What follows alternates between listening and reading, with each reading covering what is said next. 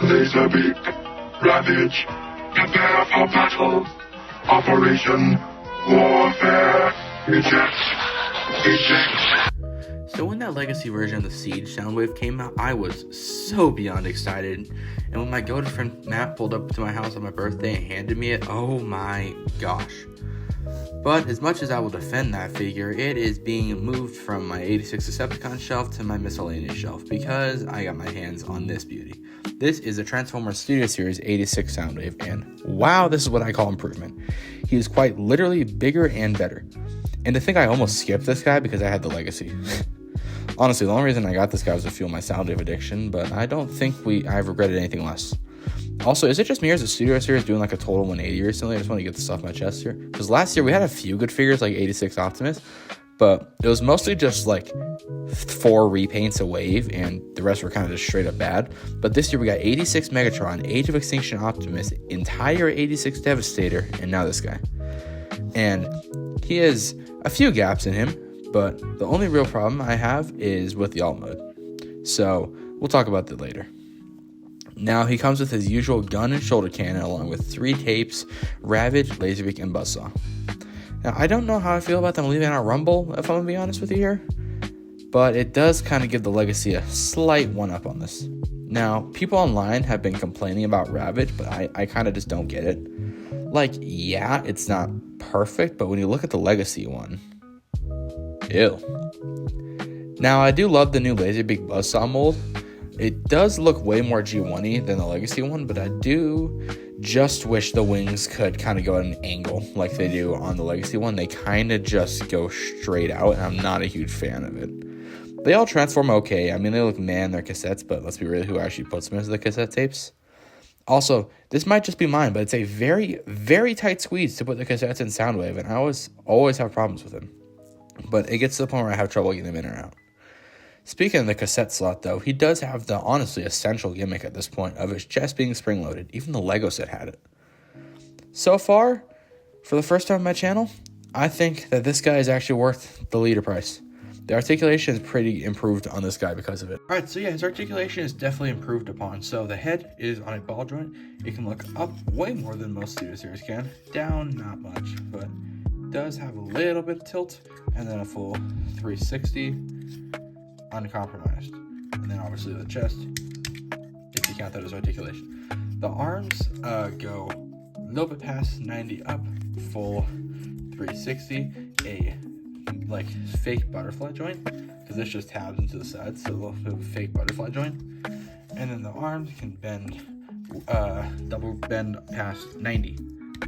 And then, even better, wrist swivel and finger articulation. I love that they're implementing this into most modern leaders. It really does help, you know, like, why can't I think of the word? Justify. There we go. It really does help justify the price of these guys, especially since they're $60 here in the US. But the waist does have an uncompromised swivel. The legs can kick up after you move the hip skirts to about 90, and then the knees can bend to 90 as well. And then really good ankle tilt, and no, they don't move back and forth. I thought they did. But yeah, so articulation, pretty good. I definitely think it's way more of an upgrade than the Legacy one, but that's not really saying much in all fairness.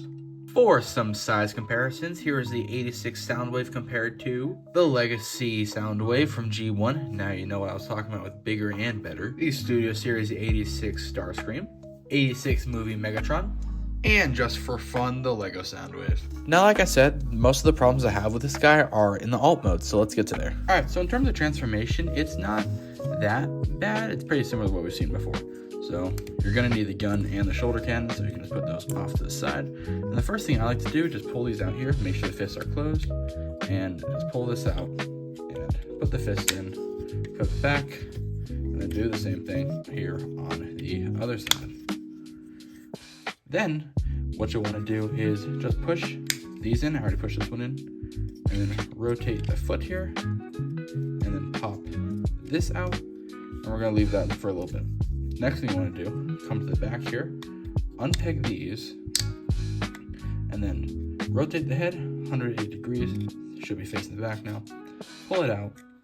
Push the head in like that. Clip it back in. And then, this is where you grab your guns. Make sure the gun itself is pushed in like that, and then just plug it in. And the shoulder cannon, also in a similar fashion, just plugs in, and then you can just close these off. They should tab in, but not super securely. I think you'll know when you do it. Next thing you want to do, rotate the waist 180 degrees. And then we can start working on the arms. So all you gotta do for the arms is literally just backwards butterfly joint them and just push them right there. Backwards butterfly, push it right there. That's done for right now. Next thing we can do, pull this up, fold these out, leave that. Then in terms of the legs here, there's a couple panels here. Just open them all up. And then you can squish the foot in, and then you can close them right back up. Do the same thing here on the other side. Squish it back in. Then, last couple things we gotta do here. Rotate the legs like so, and then fold them up, and then they should just click right into place. Maybe. They should. There you go. Just like so. Do the same thing here on the other side. Pow. And then just click it right into place. It sounds like a scary click, but it's really not, I promise you. Then what we can do is make sure it's all lined up, and then we can plug the arms in. You will see there's slight tabs for the arm. A little hard to get them lined up, but it's pretty manageable. Might have to lift the arm up just a little bit, and then make sure it tabs in up here as well. It's really fighting me. It didn't fight me a couple minutes ago, but it is now. And I messed it up, so we're gonna fix that real quick. So don't close this tab, actually. Yeah, you're not supposed to close this one. Maybe that's why it's fighting me. There you go. So yeah, just now do everything that we did last time, except just don't close that tab. They're plugged in here. Try and keep it on camera, but it's a little hard. Everything plugged in. Do the same thing with this leg over here. A bunch of tabs and whatnot that should get nice and locked in. These arm ones do like to fight me though. Always have trouble getting those ones in. All right, and then final touch, just close this up, and there is Soundwave in his alt mode. So now here we have Soundwave in his good old classic G1 cassette player.